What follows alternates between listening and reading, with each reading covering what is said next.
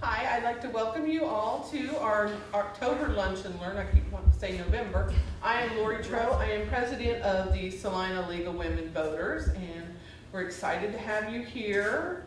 And I hope you've all signed in so we know who was here. And I'm going to turn it over to Ann Zimmerman, my vice president and voter editor, so she can introduce our program. Okay, thank you. Well, first of all, let me apologize because we have no cookies today. Oh. But the coffee is ready, so if anyone wants to get up and get some, we could even bring you some if you want. But if you want to go to our website, we have cookies there. just download. No, we don't. But that's a new thing we'll work on. Okay, so today we're going to hear about the Equity Council at USD 305. And it has been in force for a couple of years now. They're going to tell you all the history, I'm sure. Well, thank you for allowing us to present on the Equity Council today. Joe and I have been part of this since the very beginning, and so we have enjoyed our time and enjoyed it so much that we've continued into the second year of the council. But basically, just to kind of give you some updates, is that the definition of our council is a collaborative group focused on leading and facilitating efforts to provide students and staff with equitable experiences. And so really when we looked at the Equity Council and kind of how it came about, oftentimes in school districts you have opportunities in the sense of events that may happen and looking at what's happening at your schools, how can we better serve students, how can we better serve the community, and what kinds of conversations need to be taking place. And with this forever changing world, one of the conversations that needed to take place was the conversation about equity and making sure that as we make decisions in a school district, it's about, are we meeting the needs of all students and meeting the needs of those students academically, but also meeting the needs of those students in an environment that feels enriching and supportive and welcoming. And so that's really kind of what got the Equity Council started and where we began and getting some feedback and some information from the schools and also from the community. It started our journey. Yes. Joe, if you want to add anything in there. Hi, thank you, and thanks for having us here. It's a very important subject that as a community we need to discuss. That our students are very important to us. They are our future. There's things that go on. When Shannon asked me about doing this, I was like, I don't know. Yes, I'll do, I can. I myself wrote down just, a few things that during the Equity Council or during our meetings, we came up with a lot of things, a lot of data that was very impressive and some disturbing. However, our main goal is to see that students get equal balance in being developed in school, from the teachers to the families. And my point, it's not a race thing. Some people in the beginning thought this was solely a race issue. This is definitely not a race issue. This is a student issue. This is a community issue. This is a school issue. Those things together make our future, make the community. I believe families need to be more involved with their students and their teachers. Teachers to students. I wrote this down because I happened to go to a play about a week and a half ago at the Central Auditorium. And it was the first time I was in the building since they had done the remodeling. And I was very, very impressed. And the first thing that hit my mind, I know the community and the state hadn't put money into this building for it not to be a successful adventure for the people who go there. The faculty, the students, and everyone involved. I also was able to see a piece of paper was hanging up on a wall, which was one of my pet peeves about the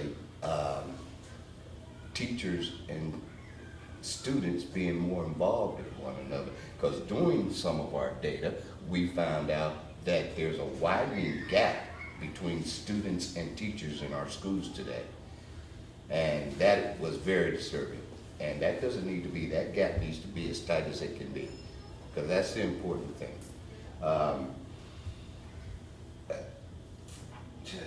Teachers to the students, students to students. What I found the paper was that they were asking for students to help other students who needed help in certain subjects. That is a giant step. That is my students to students. Families to students. The families need to be involved with the parents need to be involved with their children while they're in school. Good, bad, indifferent. It doesn't matter. They need to be involved. The PTO now, that needs to be a very strong organization to help the students. I believe if the students feel that their parents care and the teachers care and other students care, then those students who sometimes struggle and who do struggle will care. But if they don't have that feeling that no one cares, then they're not going to care, and they're going to be the ones who suffer. Families, teachers, and the rest of the staff need to be involved. And as I was speaking with Shannon just a while ago before we started, there was a kind of a grave concern to me was there's an issue, there's a gender issue here. And during the females in our schools, there's a rising rate of them sort of dropping out or not being in school, which leads to a rising crime rate within our community as far as females are concerned.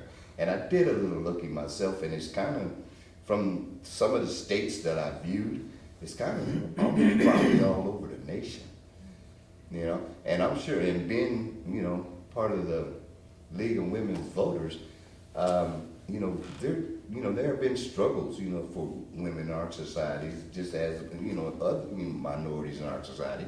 Not that women are minorities, because I believe there are more women on this planet than there are men now. You gotta be careful, because I think we're in. That's what I'm saying. There are more women, so you can't, you know, you're not a minority. But you know,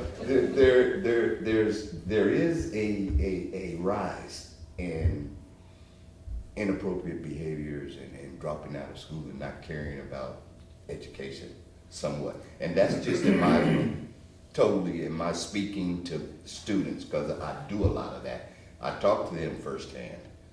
You know, I visit the ball games, and I'm involved in theater where a lot of the students are and things like that. So I ask them firsthand, what's going on at your school? And I think, you know, Joe's bringing up a lot of really important pieces, is that the reason that the Equity Council has the power that it does is because we have individuals from the community that have, you know, this reflection about what's happening within the community, but also within the individuals that Joe comes into contact with and all of our members.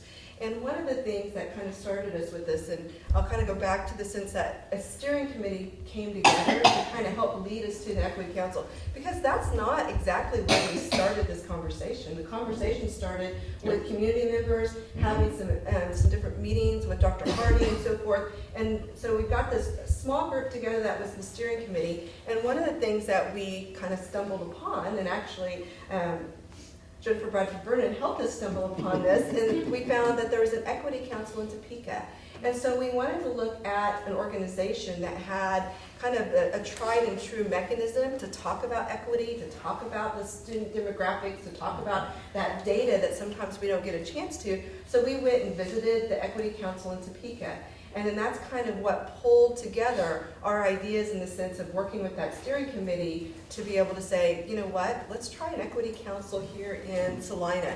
And so what happened is that we got the Equity Council approved by the district office, in the sense of went to the school board and started putting together our community members. And so we made a formal announcement. So this Equity Council wasn't just individuals from the schools, it was individuals from the community. And a public notice went out to be able to ask members to join us and to apply.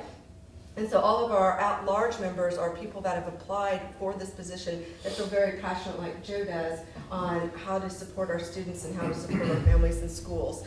And so we went through this full process of getting our membership, but I kind of wanted to give you a picture of Equity Council while Joe and I are talking about it today. But basically there's 3 district planners to that Equity Council: the superintendent, the current superintendent. I'm part of that planning process, and so is Jennifer Bradford Vernon, who's here in the audience today. We have a Board of Education member. We have 14 building representatives and 1 NEA representative, 4 students, so 2 from Central, 2 from South High School, and then 14 at-large members that are coming from our community. And so that is our council. Now, we probably have to admit that we've never gotten every single one of these people to the same meeting at the same time. But we appreciate the voices that are there and, take full advantage of those voices when they're in the room. And so I wanted to show this picture of our very first meeting. Oh, yes. And so Joe, do you want to kind of tell us about why are we in that circle? We were introducing ourselves to one another and finding out who are we and what are we doing here and what are our concerns and things like that. And it was really quite interesting to hear some of the people and where they came from and what they were doing with their lives and how they're doing with their lives and things like that. So it was really good. Yep. So this was probably our best attendance as well. That first meeting. So we try to have a circle activity in many of our meetings to where either at the beginning of the meeting or at the end of the meeting, we just are able to kind of build community within the council. Because as we move together, there's going to be lots of conversations that we're going to have, and some will be debated. We've already had some debates kind of as we move forward. And having that circle and building community within this council is really important to us, because we want to make sure that we can have those very vibrant and very honest and sometimes eye-opening conversations. One of the things, and Joe kind of talked about a little bit, is the fact that we talk about equality and also equity. And so when we talk about this council, it is defined as an equity council. Because I think sometimes we think about things as being equality, but in reality there are many times when having things equal really isn't what we need. We need it to be a way to meet everybody's opportunities and give them the supports and the structures that they need. And sometimes that may not mean that everybody gets exactly the same. And so looking at it from that lens of equity instead of equality has been really important. Yes. Equity, a level playing field for each student and their teachers and the things that they learn and their progress in the school system. If they're being shunned or bullied and things of that sort, those are things that don't need to be in our system. And we need to address those when they happen. But for them to have that in the beginning is the first step. Now, the other major step is we can level the playing field as a school, as parents, as students, as the staff. We can level the playing field, but getting the players to play on the field is the key. How do we get the students to understand that this is your life right here? This is the beginning of your life. And so when we think about, that talking about equity and talking about equality, some of the things that we have a set of bylaws in the Equity Council, and so we kind of modeled those bylaws after the Topeka Council, and actually we're going through a process right now where we're updating and modifying those bylaws just a little bit. But the fact that what this council is doing is helping us look at kind of exploring those tougher conversations. Yes. How do we make those connections with students? And also, is there some places that the Equity Council, with the different diverse opinions and perceptions and kind of different realities, how can we make some recommendations to the school district, to the school board, to help us be a stronger community? I believe getting involved that the Equity Council itself getting involved with community organizations such as Salina Arts and Humanities Department, the SCT, Salina Community Theater is one big major thing. And two, when we have events within our community, I suggested maybe sometime at the Smoky Hill River Festival to have a booth with students in it. And as you know, people are passing by, hey, this is what's going on in the school. This is the Equity Council. How many of you know what the Equity Council is? And things of that sort. To get the community more involved, to get the parents more involved, so that everyone is together. And I'm sure everybody's gonna be watching it on TV too, right? Uh-oh. So we'll help advertise right now. So Yes. we talked about, kind of the beliefs, in recognition that we need to have a system that supports students, that it's our responsibility, that's community responsibility, and that, this Equity Council, as we look at some of that hard data, and sometimes we're gonna be looking at data that will make a school district kind of step back and go, okay, we might need to do things different. And that's good, because that's the kinds of things that we need to do to push ourselves, and having this council kind of keeps that in the forefront and keeps those conversations going, and maybe having us look at data in a different manner than we've done before. Shannon, can you give us an example of one of those points of data where you thought, okay, we might need to do something different? Is there an example in the council?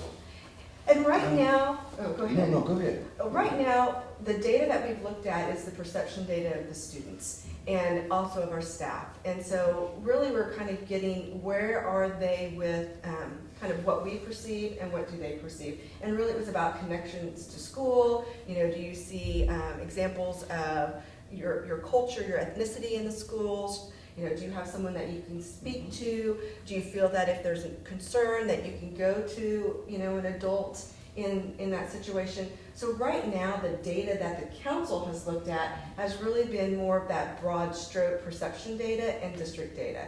One of the things that's kind of going to be coming forward to this council is to look at things that are a little bit more highly disaggregated. Wanting to know what is our graduation rate across different demographic groups. What is our access to advanced placement classes at the high school? What are our activity levels at the middle schools, and where does that go into the different disaggregated areas? That's data that we have that we're collecting now that we'll be taking to the council, but we haven't necessarily taken it there. But even just preparing for the council, it's making us pull data differently. So that's kind of time to come. And one of the first places that we started in our very first meeting was looking at our district data to give everybody a big picture of what does our district look like, and we did a little quiz to see how well people knew our data.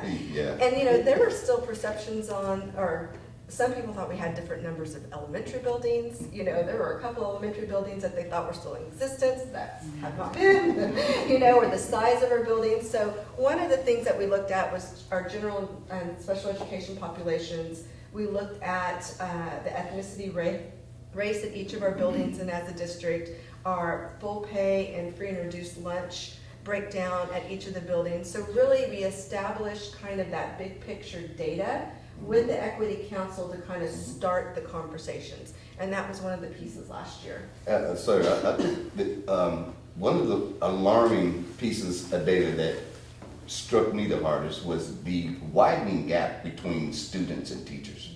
Now, I'm 62 years old, and right here, I'm probably 60, my age or more, yeah.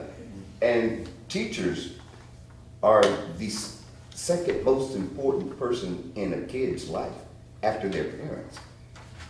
Why is that gap widening? Why are they separated? What do you mean? What do you mean by The student-teacher relationship is not as close as it once was. Kids don't feel like they can go to teachers. What's the Yes, and vice versa. Yes, it's both ways. perception Yeah. It was perception data that you were Yep, looking at? let me talk about that just a little bit. I'm gonna skip ahead. We did do perception data, and so one of the things that the Equity Council spent several meetings on is that we looked at example perception data, or perception surveys at the middle school, high school level, and also staff level. So what Joe's referring to is that we asked this data of all of our middle school students and all of our high school students, and then also of our staff. And so we basically then took all of the responses that they gave us and processed that data. And so when he talks about that widening gap, one of the things that we have on this council is when we looked at that membership before, we saw we have a high number of teachers and then also community members. What the adults in the room thought the data was going to look like, that's not necessarily the data that the students said. So one example would be that, the perception by the adults or the teachers was that students would feel very comfortable coming to an adult with a question about family. The student data showed a very different picture, that they weren't as comfortable as what the adults thought was going to happen, and especially I think that the teachers thought about the students. And so, looking at that relationship data in the sense that we think, oh, students feel really connected, they feel safe, they feel secure, they feel that teachers react when there's an incident in the hallway. The adult perception was that that number was going to be very high. And it wasn't that the numbers were not high, it was just that they were probably lower than what we anticipated. And so that kind of data is then what kind of got us started to talk about what we wanted to focus on this year. So one of the things that we're focused on this year is we've just done a series of knowledge building we had someone come from the city of Salina in their HR department to talk a little bit about diversity issues. We looked at some articles about implicit bias, Yes. and we've taken some surveys online about implicit bias. We watched a little video to kind of explain what that is. So, things that we think that we are connected with at schools, maybe some of the students don't feel as connected. And maybe some of that is just because of our own interactions and what we bring to the table as adults. And so that data then started us to look at some of the research that's out there. And to be honest with you, I think we've just kind of scratched the surface. We've just looked at a few articles, and part of this council's goal this year is to say, is there materials out there that we think, or training that's out there that we think would be good for our teachers? And so they're kind of that first vetting to say, this feels like something that is answering our questions or giving us insight. How would you then take it into the schools? So the Equity Council isn't necessarily developing the training, but what they're saying is these are good resources to use as the schools develop that training. Yes. Would I speak to that okay? Oh, or do you yes. want to add to it? No, that's fine, it's perfect. Can I just, so I think I'm getting this right, that student reluctance to come to teachers was that, I think I'm hearing that it was because of their sense that there might be implicit bias on the part of the teacher, diversity-wise. Am I hearing that? We know that one of the things that can affect the relationship with students in schools or decisions that are made, one of the things that affects that could be implicit bias. So that's one of the areas that we're looking at. We didn't dive deep enough into those individual student questions to be able to kind of jump to that specifically. What we did find from that student information is that there should be we need to be thinking about how are we building relationships with all students? Are we giving them the opportunities to work with teachers that are bringing in their culture, that are bringing in the things that students care about, not just race, but like you said, gender, sexual identity. When we think about, rich, poor, that was one of the, the socioeconomic status. That was one of the questions that we asked students, and there was a very high perception of the haves and the have-nots, kind of those things that have probably been there since we've been in school. And so the student data that we were looking at really is to kind of open the door for us to say, here's some things that the data is telling us. Are there things that we can do in our practice, in our own knowledge, to help combat those aspects. Did you find that gap at the high school level and the middle school At the- and elementary? We did not Didn't do elementary. survey elementary. Okay. We stayed at the middle school and the Yes. high school. The gap was about the same. We Mhm. asked basically the same questions at both the middle school and the high school with a little bit of variation. And what we found is it very much mimicked.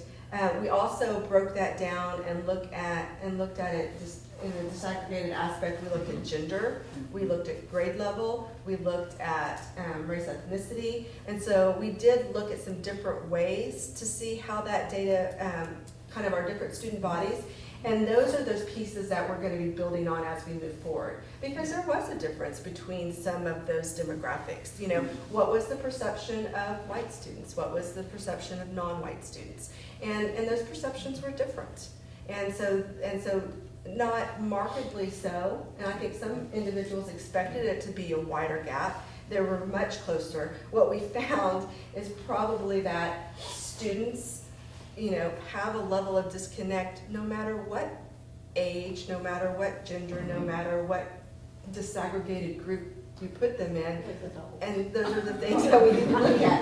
I want to just ask about your word. I mean, it sort of sounds like you're saying desegregated, but you're saying disaggregated, Disaggregated, which yeah. I don't know, people Sorry. might not understand. Okay, so disaggregated would basically be meaning that instead of just taking all of our data in one big group, we divide it out into categories. So we can compare the white students and the non-white students. We can compare the answers of the males to the females. We could look at what does the perception of 9th graders look like compared to the perception of 12th graders. And so those were the things that we broke the data down. And so just to kind of, so we had the different perception data. Let me just kind of show back to, you know, one of the things when we looked at our district data, what was very important to the council is that it wasn't just, you know, the educators in the room leading the conversations or looking at the data and saying, here's the data, here's what you need to, you know, to think from this data. It was really about having everybody in the room Yes. look at the data, talk in groups, you know, break it down, have conversations, and so we really try to develop ways for that. When we looked at the surveys and the design of the surveys, everybody on the council that was there, they looked at each and every question and they said, okay, here's how you should word these questions, here's how we, you know, throw this question out, this is a question that we didn't ask. So it was really a process of a couple different sessions where we looked at that. You know, and after we gave the survey and we looked at our data, we go, oh, did that survey question really ask what we wanted it to ask? So some of these we're going to go back in, and like your question earlier was, why is that data that way? That's probably going to be a follow-up question that we do with the next survey, to break it down, to look at kind of the nuances of why would a student say that, and what are the things that we can control and maybe help with. And so, you know, when we look at, you know, our groups, they work together. We presented the graphs. Each question was graphed. We looked at big picture first, to where we looked at the whole school, all high school students, all middle school students, all staff. And then the next time we brought it in, we broke it down into male, female. We broke it down into some of the other groups. So that way we kind of looked at big picture and then narrowed it down and looked at those same questions again, but just looked at it graphed in different formats. Yeah. And I don't know if you want to No. respond to any of that. And so we didn't have that many meetings. and so, you know, this is a big, big task. Just developing those surveys, providing those surveys to the students, which happened in January, and then getting that data back to break it down, to look at it, and to kind of think it through. That kind of is where our year ended. And so then we made a little bit of a shift. We now have a new superintendent who very much supports Equity Council and has done a brilliant job stepping in to the helm of this and working with us and really taking us deeper and kind of that natural next step we needed to go to. And so right now we're at knowledge building. You know, like I said earlier, we had individuals come in from outside organizations. You know, at the end of the month, we're taking a couple of our council members to go to a culturally proficient workshop to kind of see if we can get some ideas about that. We've brought in articles. And so now it's that knowledge building, because what we found as a council is that well, we want to know more about what do we need to know to be able to help each other understand how to make those stronger connections and create that, Exactly. a school system that is more equitable. Yes. And so training development, they're giving us feedback. Everything that we've brought to the council, they then give us information back to say, yep, that's right on, or you know what, I don't think I would go there with teachers. This is a better article. This is what we felt from this. So, trying to get information from the different groups. Exactly. And some of the pamphlets that Ms. Exline has given us have been about bias and things like that. And there were some things in there that, wow, is this true? And it's almost like going to school again. It's so much good information in order for us to try to help the student population and the teachers and things like that. So it's a very good thing, and Mrs. Exline is really going really forward on that, really forward and really strong. Yes. Yeah, and we're really excited Yeah. because it's this natural progression that needed to take place, and so we kind of laid the groundwork. We got some perception from staff and from students, and then now how do we go forward with that? And the best way is to build our own knowledge, and then also how can we start putting things into the school system a little bit at a time. And so, it's not that we're going to wait until the Equity Council's done understanding the knowledge. There's maybe pieces that are kind of ripe and ready to kind of take back to principals and to work with them right now. And so that's where some input from the Equity Council is, and then taking that to, district level administration to kind of look at it, and then working with principals and how does it look and feel in the buildings, and then data analysis. We have a series of meetings scheduled this year, and we may add a few more dates to this, but this is an ongoing process. We've made the commitment as a district to not have the Equity Council be something that's a one and done. It is ongoing. We have a process for bringing new members in. It's a 3-year commitment to members, and so we'll start to have this rotation. We have building representatives on that. We have the Board of Education. They have approved the Equity Council. We continue to communicate with them. At the end of last year, Dr. Hardy did do a presentation for the Equity Council, and that's where some of these slides have come from. And then, we'll do another update when we want to make changes to our bylaws. That's something that goes back to the school board. So it's this back and forth kind of mechanism to where we have this community organization that's helping driving decisions and has us working together. So Yes. really exciting things. As a whole, as a community, we all need to be involved to help. And that's how it's going to work. That's going to make the difference. To show the students that we care. I care about you 5 years from now, not today. I care about you 10 years from now. And what's really exciting is that there's a couple members that, their kids are in our schools. They, went to our schools. And so the buy-in from the council members is just truly remarkable in the sense that they're giving their time to us. And we're going to be having some tough conversations. We had a meeting to where not everybody was in agreement of the discussion and how to move forward. And we're developing this community within ourselves to be able to have those kinds of hard discussions and work forward. Because if we can't work forward as a council, then how would we be able to do that as a district? Yeah. Yes. I wanted to just tell everybody that, well, I'm also on the Equity Council now. I've only been to 2 meetings yet so far, but the implicit bias test, I was going to give them the address. Okay. It's implicit.harvard.edu. And you can go take these little tests, and you get to, it's some of them about religion, some of them about race, some of them about There's youth age, there's age, yeah, there's weight. about, weight, that's there's, one of them. There's a whole bunch of like 6 or 8 or 10. All Yeah. kinds And of you things. get to see how you come out, and it's very revealing. Yeah, What was the yeah. second part of that? Could you say it again, Implicit. please? Implicit, IMPLICIT, Yeah, .harvard.edu. okay. No, there's no bias there about your having been a graduate. Yeah, they were looking at that before I got them. One of the things, if you just Google just implicit bias test, I think it'll take you there, so. And actually, we spent a little bit of time just this morning working with executive team. So the things that are happening in Equity Council really are trickling into how we're discussing things as a development team within our district. And what does this look like? Because the reality is that we all bring our own selves to that classroom and to our schools. And our students do that, our parents do that, our teachers do that. And if we develop that culture and that understanding and that level of, we may disagree, we may agree, but here's how we function as a society and as a community, that's the power to Equity Council. And It gives you a feeling, those tests gives you a feeling once you see the results, I thought I knew me. If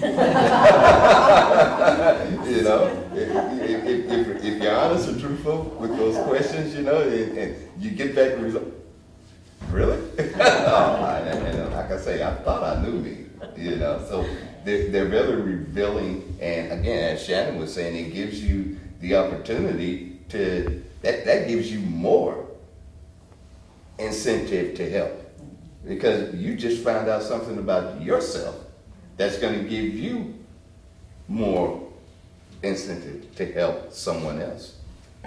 So I want to just briefly mention my background, and this is where the question or suggestion is coming from. I was part of a group that met after Chloe Gillard had her article in the Pylon at Central High School, which of course was the initiating event for eventually the Equity Council being formed. And part of what we talked about was being able to have some sort of unifying speaker or someone to call attention to and point to some of the biases that are there, and a call to people to understand that. And the second point is that we worked, another group did, to bring in a film at Central High School. We had 3 students in attendance. And I'm well aware that part of that is that each building has its own culture, and all students that are likely to come, at least, it seems to have really busy schedules. So I know it's difficult to do that, but it would seem to me, and this is one of the things we talked about for Central High School, and it's a bigger issue for the district, but is to have some speaker on the issue of race, on the issue of gender diversity, on whatever the topic, and that every school, middle school, high school, would have that speaker in attendance. And I know that's huge scheduling, you interfere with each building's schedule. Has that been talked about, and is that anticipated? Some of those conversations that happened before the Equity Council and some of those decisions that were made with Dr. Hardy and working with those principals, where those things lie within those individual buildings and how they're putting those things forward has really been a building decision. The Equity Council really kind of looked at it from the perspective of, it's not about that one singleton event, it's about how do we develop a mechanism within our district to look at that.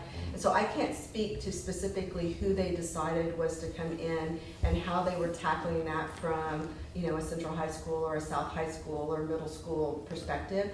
But one of the things that we think is very important in this Equity Council is that we do have to do a little bit, and not the Equity Council per se, but we have to take the information from the Equity Council, chunk it into a way that it can go back into the buildings and that it can be something that is in a processable chunk or unit that actually gets people to think differently and not get people to react.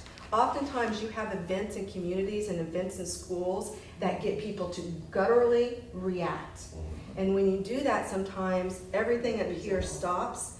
And that's the thing that I think that is important about an Equity Council, is because all of the people that are talking in that Equity Council are talking from the brain and from the knowledge and from the things that they believe in. Not that we don't have things in our guts that are making us react, but it's in a little bit of a different form. So I know that what was happening at the buildings was much more they needed to breathe, and they needed to do some things within those buildings. Circles are something that many of the buildings have in them now, with working within their advisory groups.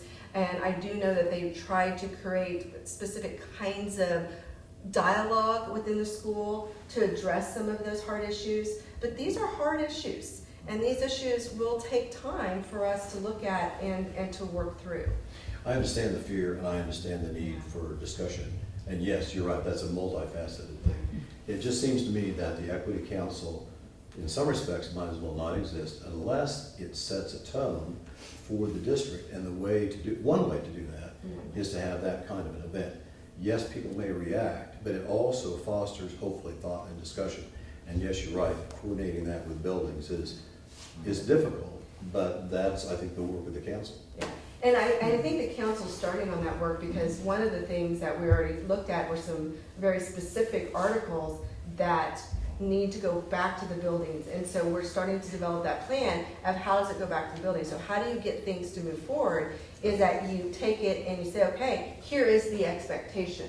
And I do believe that the expectation is coming from some of that work that we're doing. The expectation in the sense of this is a topic that is worth the time and the energy of the staff and the administration of that school district, of that building. So those things are moving forward. As a council in this of itself, a lot of that detail has not been talked about at the council level. Mm-hmm. So Shannon, how many years has the Equity Council in Topeka been in existence? The Equity Council in Topeka, I think, has been in existence at least since Dr. Anderson was there, and so I'm thinking that's about 5 years. 5 years, Yeah. okay. Yeah. Because I will just put a plug in. One of the things that you're saying that I really like is that you're envisioning this as an ongoing process. You know, with people, 3-year term, whatever it is, and then new people coming in. Because I think the magnitude, the depth of what you're doing requires that. So I'm really pleased to hear that that's in the planning, and I support that. Yes, and to have a new superintendent come in and from very day one, just basically said, okay, I want to know everything that this Equity Council has done. And went in there, looked at the data, looked at the surveys, looked at the process that we had gone through. And this wasn't something like, oh, well, we're going to put this on a shelf because it wasn't, mine, or it wasn't, I didn't start this. That's not what it was about. Equity Council is good for Salina Public Schools. It's good for the Salina community. And so Equity Council can't be something that is, like I said, a one and done. This is a long process, and having our meetings and to be going over step by step. And are we going to get to points where we do need to have more difficult conversations? Absolutely yes. And I think one of the things that will start to drive some of those conversations later is some of that data where we're going and we're looking at, okay, now we have this base knowledge of some of the things that may drive some of the bias, some of the decisions that staff may make. Well, do we have practices in our school district that may actually support that? Or are they barriers to other students being able to access? And so that's where it's going to have its most power, is when we start putting actions into place of removing barriers for students, making sure that we have resources where we need to, and then do we have the level of community forum and community outreach to give vision and support to those voices that need to be heard, that maybe feel like they're a small voice in a big school, but when you give them an avenue and a forum to come together and to see and to understand that they're not alone, that's a pretty powerful thing. And I know we're going to be moving forward with that. And we're doing additional outreach to other community groups as well.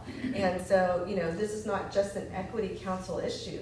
This is working with other community groups, working with church groups, working with, our building principals, and working with, what is it that we want to say about our school district. And the thing that we want to say is that we look at those hard conversations and that we need to push ourselves on this because it's there. It's at every school, but we definitely know it's in our district as well.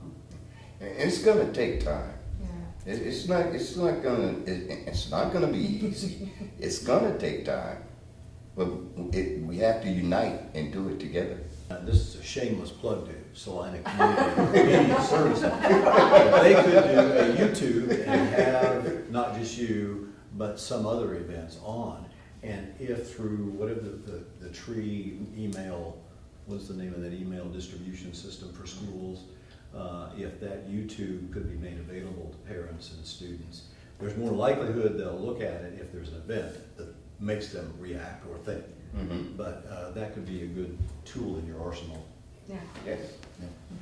And communication is always, that avenue that we Right. always need to continue to move forward, and we're starting now to develop things that allow us to communicate more specifically about what is this council about. It took us a little while to get our feet underneath us, to kind of know how we're moving forward. And so, so now is our exciting time to be able to move forward and to communicate even more. I think there are probably a few more questions. One little question. Just curious, I noticed that you brought up advanced placement opportunities as something you looked at, which made me wonder if you're also looking at bias to differently abled kids, like medically and physically, like ADD kids, And- wheelchair bound kids. Are you looking at that too? And that's one of the things that, is kind of that next step of the Equity Council, is that one of the things that we've talked about is that, okay, let's look at all of the ways that we can kind of break our data down. How many special education students have access to that? Is there other types of barriers that we have that's only offered at this campus and not this campus? Is it only something that's available in the morning, where another type of program is available in the afternoon? So looking kind of really getting deep into those kinds of conversations. So yes, so AP was just an example I gave there, because we know that we want all students to be able to access, highly challenging academic work. And are we making that and giving the ability for all students to be able to access it? So those kinds of questions are going to be looked at from different viewpoints or different lenses. Let's give a hand.